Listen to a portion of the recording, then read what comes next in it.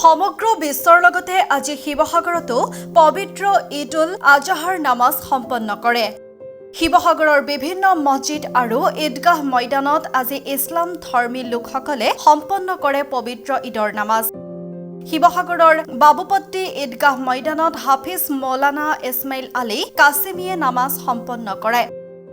সমগ্ৰ বিশ্বৰ লগতে অসমত শান্তিৰ কামনা কৰাৰ লগতে সকলো ধৰ্মৰ প্ৰতিজন ব্যক্তি একত্ৰিতভাৱে আপোন হিচাপে মিলি থকাৰ কামনা কৰে।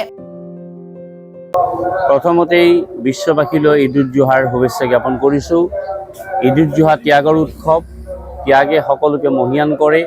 ভাৰতবৰ্ষৰ দৰে এখন ধৰ্মনিৰপেক্ষ দেশত পূজা, বিহু, ঈদ এই সকলোবিলাকৰে সমগুৰুত্ব আছে আৰু তাৰ মাজেদিয়ে ভাৰতীয় ধৰ্মনিৰপেক্ষতা বৰ্তি আছে।